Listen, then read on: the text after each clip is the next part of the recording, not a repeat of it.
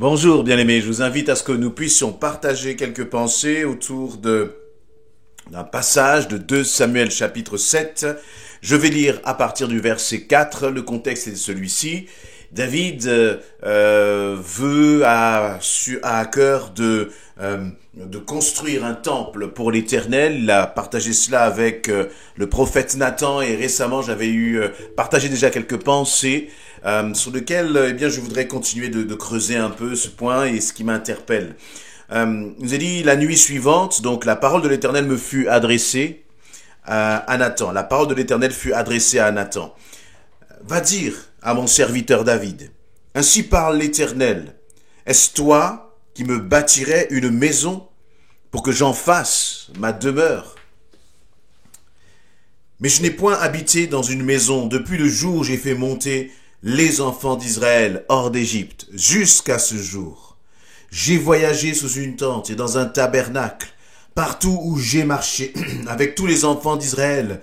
Ai-je dit un mot à quelqu'une des tribus d'Israël, à qui j'avais ordonné de paître mon peuple d'Israël? Ai-je dit, pourquoi ne me bâtissez-vous pas une maison de cèdre? Maintenant, tu diras à mon serviteur, David, ainsi parle l'Éternel des armées.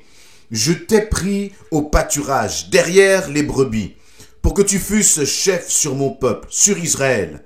J'ai été avec toi partout où tu as marché. J'ai exterminé tous tes ennemis devant toi, et j'ai rendu ton nom grand comme le nom des grands qui sont sur la terre.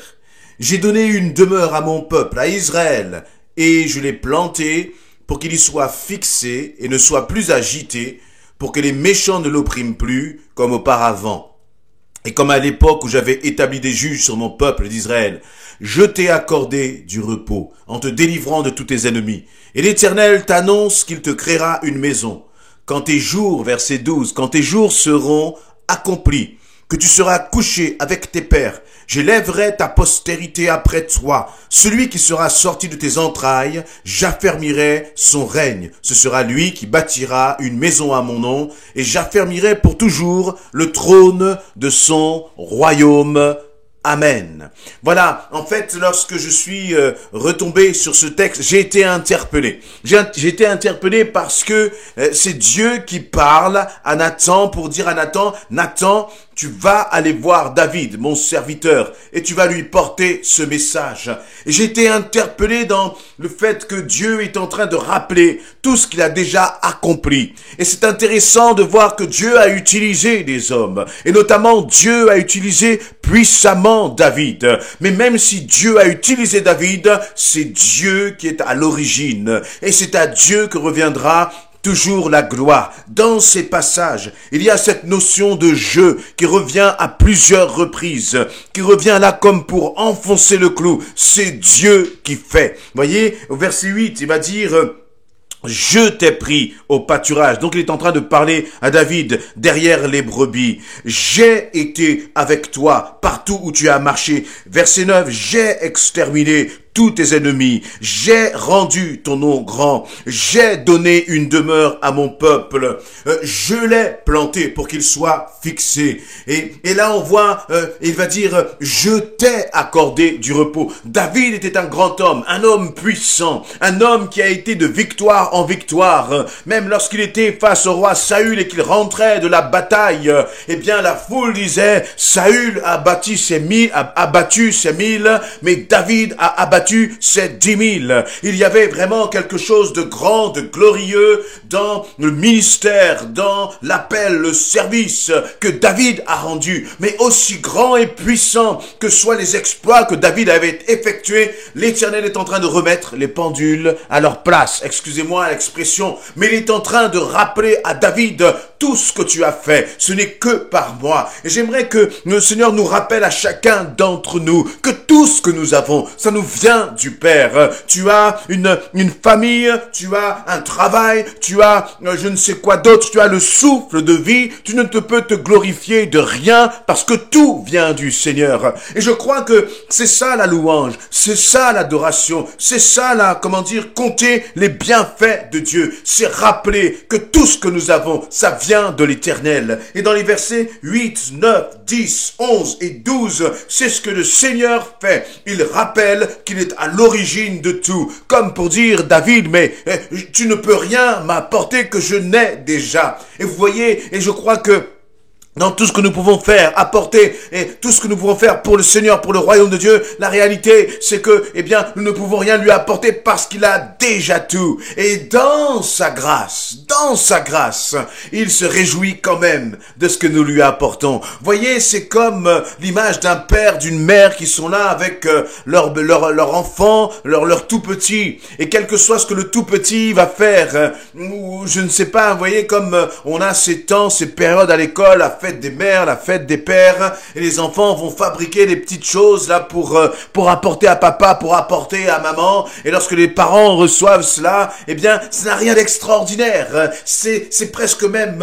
insignifiant en termes de valeur pécuniaire, mais ça vaut beaucoup pour les parents et dans le regard des parents, voyez, et bien pour notre Dieu, je crois que c'est la même chose, le peu que nous pouvons apporter à notre Dieu, dans sa grâce, dans son amour, il se réjouit de cela. Mais il est toujours bon de réaliser que tout nous vient du Seigneur, que tout est par notre Seigneur. Nous ne pouvons pas dire c'est moi qui ai fait. Non, c'est Dieu qui a fait. Et c'est ce qu'il rappelle. Et lorsqu'on commence à regarder ce que Dieu fait, on voit son extraordinaire. Il dit, mais, David, verset 8, je t'ai pris au pâturage. J'ai exterminé tous les ennemis. Et puis il va terminer, je ne vais pas relire, mais il va terminer par cette parole, il va dire, je t'ai établi.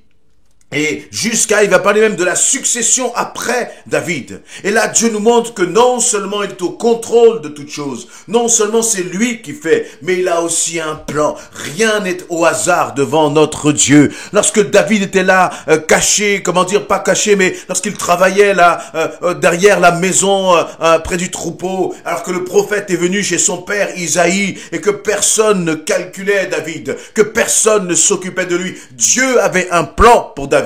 Un plan même que David ne pouvait pas imaginer. Et à chaque étape de la vie de David, Dieu était là comme pour influencer dans une direction ou une autre afin que son plan merveilleux se réalise à travers la vie de David. Et laisse-moi te dire que si tu entends cette parole, si tu reçois cette parole, c'est parce que pour toi aussi, Dieu a un plan. Alors, quand on regarde le parcours et la vie de David, oui, il y a eu des obstacles, oui, il y a eu des difficultés, oui, il y a eu des faiblesses de la part de David dans son comportement, mais le plan de Dieu s'est accompli. Le plan de Dieu s'est accompli dans la vie de David. Et le même Dieu qui a pris soin de David, qui a posé sa destinée sur David, c'est ce même Dieu aussi qui a un plan pour ta vie. Et ce qui m'a impressionné dans ces paroles, c'est que Dieu veut nous montrer à quel point justement tout ne vient que par lui. Pourquoi je dis cela? Eh bien, à partir du verset 12, il va dire ceci, verset 12. Quand tes jours seront accomplis et que tu seras couché avec tes pères, j'élèverai ta postérité après toi, celui qui sera sorti de tes entrailles, et j'affermirai son règne. Là, l'Éternel est en train de dire à David, voyez, quand tes jours seront accomplis, que tu seras couché avec tes pères, c'est une façon poétique de dire quand tu seras mort, quand tu seras 6 pieds sous terre, eh bien, même lorsque tu seras 6 pieds sous terre, j'élèverai ta postérité après toi. Celui qui sera sorti de tes entrailles, j'affermirai son règne. Dieu est en train de dire que, David, même après ta mort, je veillerai sur ma promesse. Et ça nous montre à quel point Dieu n'avait pas besoin de David pour que son plan s'accomplisse. Mais il avait choisi David. Et c'était une grâce pour David. Dieu n'a pas besoin de toi. Dieu n'a pas besoin de moi pour manifester sa gloire et pour que son plan s'accomplisse. Mais il nous fait cette grâce de nous utiliser. Il nous fait cette grâce de se servir de nous. Alors nous ne pouvons nous vanter de rien du tout. Même après sa mort, David pouvait mourir en paix parce qu'il savait que le plan de Dieu allait s'accomplir. Il savait que Dieu allait veiller sur son fils. Il savait que Dieu allait faire de ce Salomon un roi puissant comme il n'en avait jamais eu sur toute la surface de la terre. Et c'est bon aussi pour nous, je crois, de réaliser que nous prions Et nous aimerions tellement voir les choses de notre vivant. Et c'est légitime, c'est normal.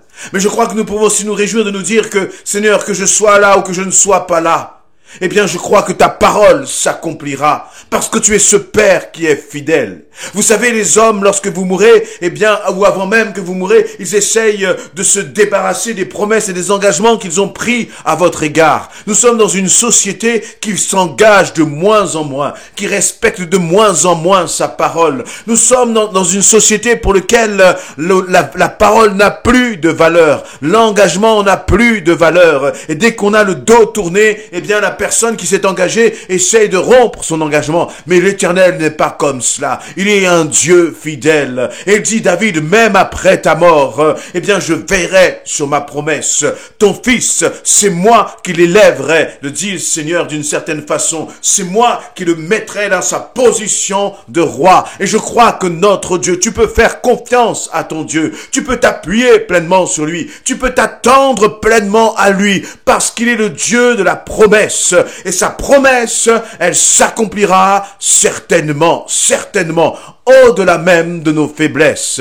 Et je dis, mais merci Seigneur. Merci Seigneur parce que tu n'attends pas de nous d'être des héros par notre attitude, mais tu veux que nous soyons des héros dans la foi. Qu'est-ce que c'est un héros dans la foi? C'est quelqu'un qui ne fait pas confiance, qui ne met pas sa confiance en lui-même, mais qui place sa confiance dans le Seigneur. C'est quelqu'un qui sait pertinemment que les promesses de Dieu ne vont pas s'accomplir parce que nous sommes infaillibles, parce que ça n'arrivera jamais. Mais les promesses de Dieu vont s'accomplir parce que nous lui faisons pleinement confiance, au-delà même de nos faiblesses. Alors fais confiance à ton Dieu, appuie-toi sur lui et réalise que c'est Dieu qui va agir, c'est Dieu qui va manifester sa gloire. Mais en même temps, Dieu cherche des David.